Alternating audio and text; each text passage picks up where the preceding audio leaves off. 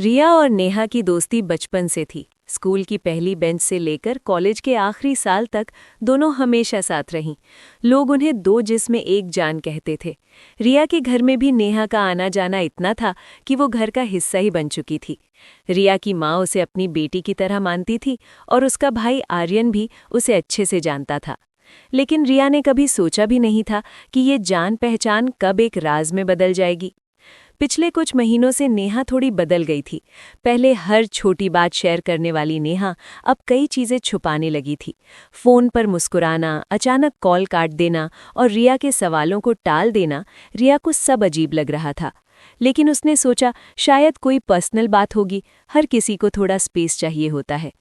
एक दिन कॉलेज की क्लास जल्दी खत्म हो गई। रिया ने सोचा आज नेहा को सरप्राइज देती हूँ। वो बिना बताए सीधे घर पहुंच गई। घर का दरवाज़ा आधा खुला था।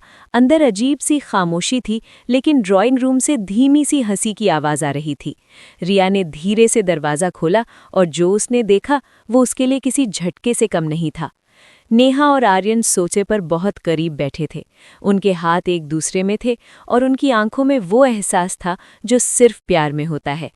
रिया का दिल जैसे रुक गया। नेहा, उसकी आवाज़ इतनी धीमी थी कि जैसे खुद उसे भी यकीन नहीं हो रहा था। दोनों ने घबराकर उसकी तरफ देखा। उनके चेहरों पर डर साफ दिख रहा था। रिया, सुनो। नेहा उठकर उसकी तरफ बढ़ी, लेकिन रिया पीछे हट गई। ये सब कब से चल रहा है? उसकी आंखें लाल हो चुकी थी। आर्यन ने गहरी सांस ली। कुछ महीनों से। कुछ महीनों से? रिया की आवाज़ तेज हो गई। और मुझे बताने की ज़रूरत नहीं समझी? नेहा की आंखों में आंसू आ गए। हम डर गए थे, हमें लगा तुम गलत समझोगी। गलत समझूंगी? रिया हंस पड़ी, लेकिन वो हंसी दर्द से भरी थी। मैं तुम्हारी सबसे अच्छी दोस्त हूं नेहा। अगर तुम मुझसे ही सच नहीं बोल सकती तो फिर हमारी दोस्ती का मतलब क्या था? कमरे में सन्नाटा छा गया। आर्यन ने धीरे से कहा, रिया, हम सच में एक दूसरे से प्यार करते हैं।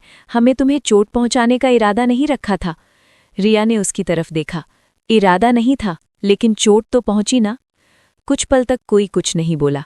फिर रिया ने धीमी आवाज में कहा, प्यार गलत नहीं होता, लेकिन छुपाना, झूठ बोलना, वो गलत होता है। तुम दोनों ने मुझसे मेरा हक छीन लिया, सच जानने का हक। नेहा रोते हुए बोली, मुझे माफ कर दो रिया, मैं तुम्हें खोना नहीं चाहती थी। रिया ने सिर हिलाया, तुमने पहले ही खो दिया।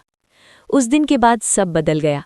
अब नेहा अब भी आर्यन के साथ थी, लेकिन रिया से उसकी दूरी बढ़ती गई। वो दोस्ती जो सालों में बनी थी, कुछ पलों में टूट गई। कॉलेज में भी दोनों एक दूसरे से नजरें चुराने लगी।